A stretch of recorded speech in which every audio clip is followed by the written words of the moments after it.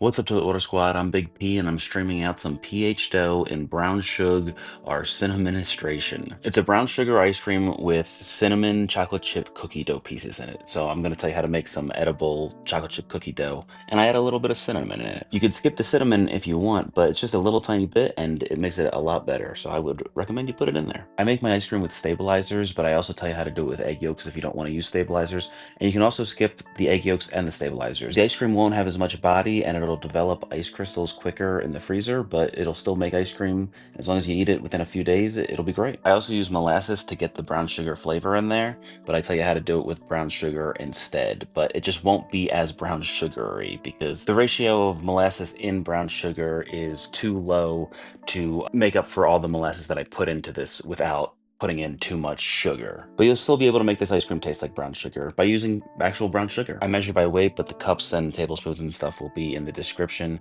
And I'll also, if anything's different for the egg version, I'll put that on the screen. But we're starting with 120 grams of white granulated sugar. If you're doing the brown sugar version, put in 135 grams of dark brown sugar now instead of doing the white sugar. Don't put any white sugar in it if you're doing that version. After that, I added my stabilizers. It's important to mix those with other dry ingredients because if you get the stabilizers wet, they will clump up, so you need to disperse them into other dry ingredients. So if anybody is using stabilizers and doing the brown sugar way, I would maybe mix the stabilizers into the skim milk powder, or if you're not using the skim milk powder, then mix it into like a tiny bit of just white granulated sugar, just because the brown sugar is a little bit wet. So I'm not sure if it's going to make it clump because I've never tried that. But just to be safe, I would mix it with some other powder before adding it to the brown sugar. You could also skip the 3 stabilizers that I use and use 1.3 grams of xanthan gum if that's your preferred stabilizer. But I use 0.2 grams of lambda carrageenan, zero 0.4 grams of guar gum, and zero 0.8 grams of locust bean gum. If you're doing the egg method, then you can just skip all of these ingredients with the weird names. You can also just do the stabilizer version, but skip these ingredients as well. Next, we have 10 grams of skim milk powder. This is technically an optional ingredient, but I highly recommend you use it.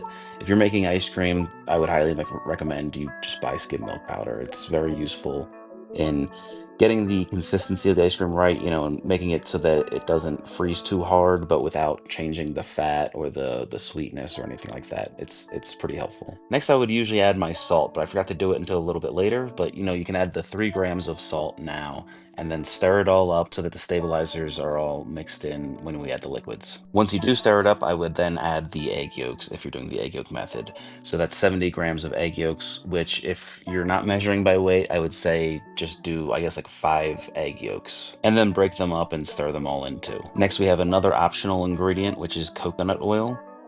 This increases the fat without changing the flavor, and increasing the fat using non-milk fat will make it much creamier. So this really helps with the texture. But you can skip it if you want to. If you do use it, make sure you get refined coconut oil and that it's edible coconut oil. But we are using 30 grams of that coconut oil for the stabilizer version. The next ingredient is light corn syrup, or you can use glucose syrup or golden syrup if you have those. This is another important ingredient because it helps with the texture and softening the ice cream and making it scoopable. So 50 grams of light corn syrup. This is a different thing than high fructose corn syrup. From there, we're going to the molasses. If you're doing the brown sugar version, obviously do not include the molasses because you're doing the brown sugar version because you didn't want to buy molasses. But if you do the brown sugar version, it won't be as brown sugary as it is in the molasses version because brown sugar is granulated sugar mixed with molasses. But when you buy it at the store, it won't be there won't be as much molasses in the brown sugar as the amount of molasses that I'm putting into the ice cream. And if you include as much brown sugar as you would need to match the amount of molasses that I put in there, then you're going to be putting in too much sugar, which is going to make this way too sweet and way too soft. So using brown sugar will make this less of a brown sugary ice cream, but it will still make a brown sugar ice cream, so it'll still be good. You might even like it better than mine. You might think that mine is too brown sugary. I'm adding my salt now because I forgot to do it before, but if you already did it, then don't do it again. If you're measuring by volume, make sure that you're using kosher salt, because if you're using table salt and you do it by my volume measurements, then you're going to be putting in too much salt, because kosher salt has much finer grains, much smaller grains.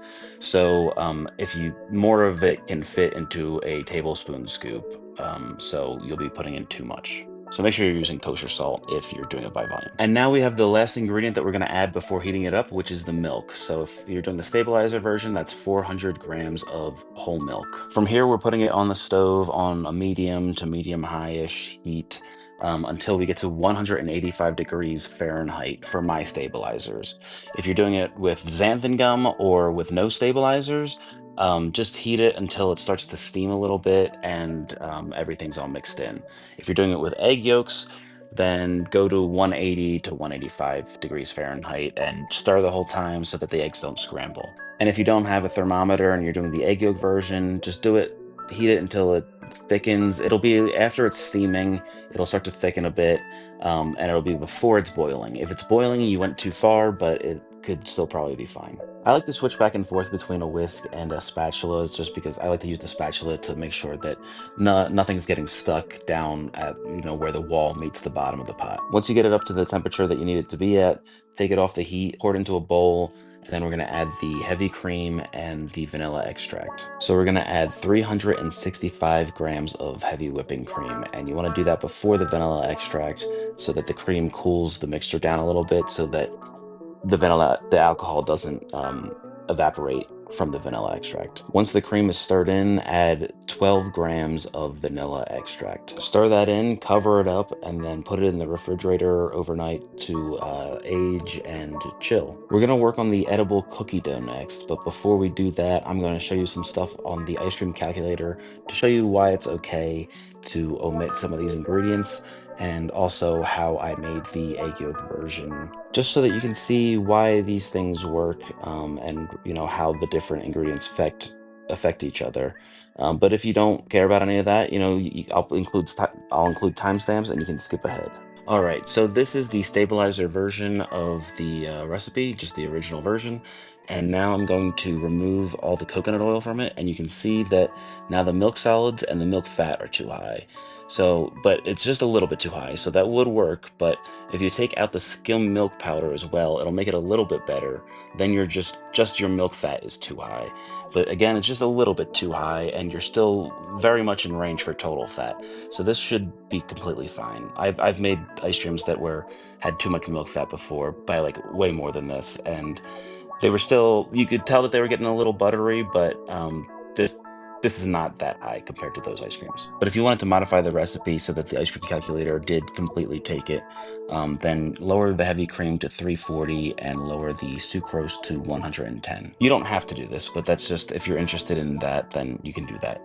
And just to be clear, sucrose is the white granulated sugar. All right, now here is the egg version of the recipe, and I'll show you how I got to that and all the substitutions for that as well. All right, so back to the original stabilizer version, I'm removing all of the stabilizers from it, and I'm adding egg yolks as an ingredient to the recipe. Once I have the egg yolks in there, I'm gonna set them to 70 grams because I know that that is about the amount of eggs that I will need for this total weight of ice cream, which is around 1,000 grams. Once I do that, you can see that the ice cream calculator actually does like that. It does take it, it's all good, but I wanna make it a little bit more similar to my original recipe. So I want the fats and the sweetness and the serving temperature all to be close to what my original recipe is, so that when you make the egg yolk version, it's as similar as possible to the version that I make. So I'm putting the graph from the stabilizer version up so that we can compare them in real time.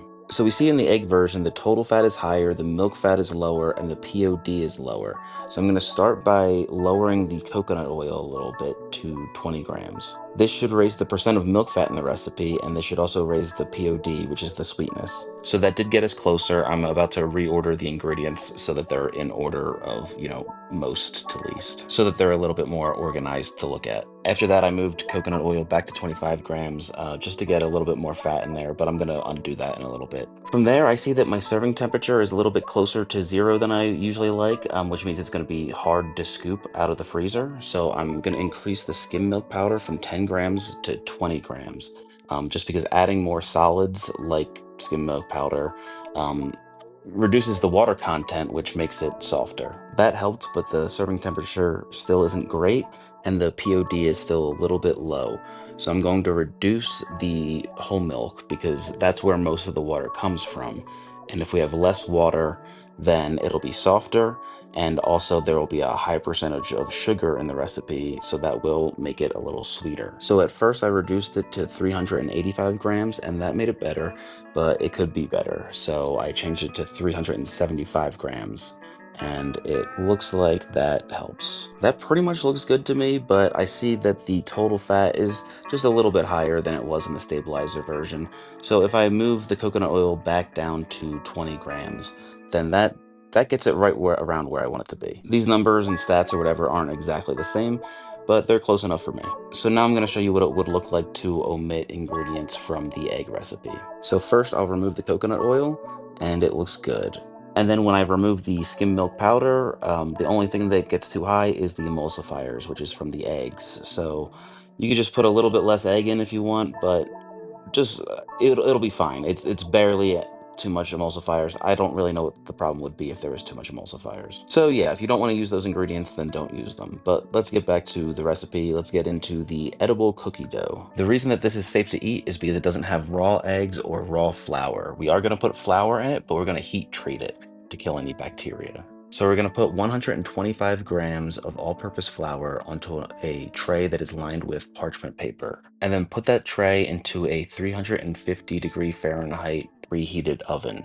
I'm putting it into my toaster oven. If you have one of those, you can use that, but if not, then just use a regular oven. And leave it in there for 6 to 8 minutes. When you stick a thermometer into it, it should read 160 degrees Fahrenheit to kill all the bacteria. But if you don't have a thermometer, then I would say just leave it in there for 8 minutes and make sure that you preheat the oven. When it comes out of the oven, make sure that it came up to temperature, and then let it cool while you get the rest of the other ingredients together. If you have molasses, I'm adding 106 grams of granulated sugar and 4 grams of molasses. But if you don't have molasses, here's a brown sugar substitute for that. Don't use any of the granulated sugar or molasses, and instead include 110 grams of brown sugar. You can either do light brown sugar or dark brown sugar. Light brown sugar will make it very similar to my cookie dough recipe, but dark brown sugar will have a little extra molasses. So if you were doing the dark brown sugar for the ice cream, and you want a little bit more molasses in it because there wasn't as much molasses in the ice cream, then you can do the dark brown sugar. But if you want it to be more similar to my cookie dough, then just use a light brown sugar and use 110 grams, whichever one you're doing. Then you want to add that to the bowl of a stand mixer with 1 stick of unsalted butter, or you can, just put it in a bowl and mix it up yourself if you don't have a stand mixer. From there, I weigh out 90 grams of chocolate chips, and I cut them up. I cut them up so that they create different textures because they're different sizes, and it makes it a more interesting mouthfeel, and it just makes the whole thing more interesting. But if you have smaller chocolate chips, then you don't have to cut them up. Just do whatever you want. From there, I added 1/8 of a teaspoon of ground cinnamon, which turned out to be about 0.35 grams. And then I added 4.5 grams of kosher salt. From there, we want to add in 6 grams of vanilla extract, and then we want to stir it all together. And then once that's all combined, we want to add in our heat treated flour that has now cooled. I add it in 2 batches, and then once that's all mixed in, we're gonna add a little bit of whole milk just to kind of thin it out a bit. So just add 1 tablespoon or 15 grams worth, and then mix it in and see how that looks. If you think it needs a little bit more, then add another tablespoon in. Just add it in a tablespoon at a time. I ended up adding 2 tablespoons or 30 grams. Once that's all combined, then add in your chocolate chips and stir it all up again. You could fold it in, or a lot of recipes say fold it in. I always just mix it in. I don't really know the reason for folding it in, but do whatever you want. I guess I only chopped up half the chocolate chips earlier, so now I'm chopping up the rest of the chocolate chips, and I'm adding those as well. And then once you get those all mixed in, you want to press those down into a sheet tray and then put that in the freezer. You want to freeze it for at least like 20 minutes so that it hardens up and is easier to cut into pieces. So you're going to end up cutting this into little cubes. You could roll them out into little tiny balls if you wanted, but I think it's easier and quicker to just freeze it a bit and then cut it into cubes. I cut the whole thing in half and then stacked the 2 halves on top of each other to make it easier and quicker to cut all the cubes. Once it's all cut up, I put them in a container and then put that container in the freezer until it is time to churn the ice cream, or until it's time to use them. So I take it out in the last 2 minutes of the churning and then add it to the ice cream then, just so that they're cold and it keeps the ice cream cold when you add it. And since I stacked the two halves while cutting them, some of them got stuck together, so I'm just pulling those apart right now. All right, it's the next day and it's time to churn the ice cream. I'm taking it out of the fridge and stirring it up to make sure it's all nice and emulsified. And then I'm going to pour it into my ice cream maker. I like to put my containers that I'm going to load them into, I like to put those into the freezer while it's churning to keep those cold so that when you add the ice cream to them, they're nice and cold already. So you want to churn this to your ice cream maker's specifications. Mine says 20 minutes, but it usually only takes me like 10 minutes. I don't know if that's because of the stabilizers that I use or because of the high fat content or what. If somebody could tell me, that would be great. But yeah, if you're not sure, then just churn it until it gets gets bigger and it'll kind of be like a Wendy's frosty consistency. Right before you think it's about to be ready, add your cookie dough. So that you want to do that like 2 minutes before you're done churning it.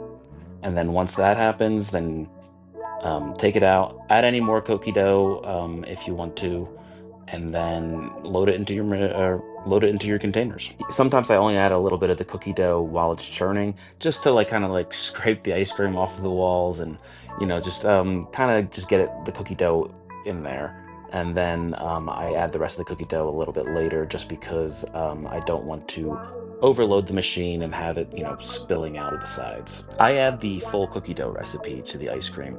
You don't have to do that. You could do like if you did like half of the cookie dough, that's probably about like what like a Ben and Jerry's would have in it. But I like a lot of cookie dough in mine, so I put it all in there. Once you get your containers loaded, put them in the freezer and let them firm up in the freezer overnight, and that's the whole thing. Now it's time for the taste test. This was really good. I love this. I made this for a ski trip that I was going on. I brought this and some pecan and brown up because pecan and brown is a favorite of everyone's. I've made this one once before for like an ice cream party like a year ago when I first started making ice cream. I made something similar, but then I updated the recipe for this batch, like with all the stuff that I've learned in the last year. Um, and people were mad at me about how much they liked this ice cream. They they said some pretty mean things to me, but it was because they liked the ice cream, which was interesting. You can see that's a little bit hard to scoop. I think that's because of how much cookie dough is in it. I believe the cookie dough is kind of hard to get through a little bit when it's frozen. But it's great ice cream. If you do have trouble scooping it, maybe just leave it out on the counter for like 5 minutes before you try to scoop it. But I don't think that's really necessary. I'm also a very weak person, so you should be fine. All right, there was a cut there, and I took my thumbnail photo, and then I removed one of the scoops of ice cream because of health reasons, and now this is what it looks like on the inside when you take a bite of it. This was great stuff. If you like cookie dough, then definitely make this ice cream. It's delicious. I love it. Everyone who's tasted it has loved it. Nobody hasn't loved this ice cream who I've given it to. So yeah, try it out. And if you have any ideas for other ice creams that I should make, let me know. They could be a normal ice cream, they could be something that you thought of that you made up, they could be an ice cream based on a cocktail, or they could be a savory ice cream. Those are different series that I'm trying to start, but I've started them, but I haven't really continued them so much, but I'm hoping to do so soon.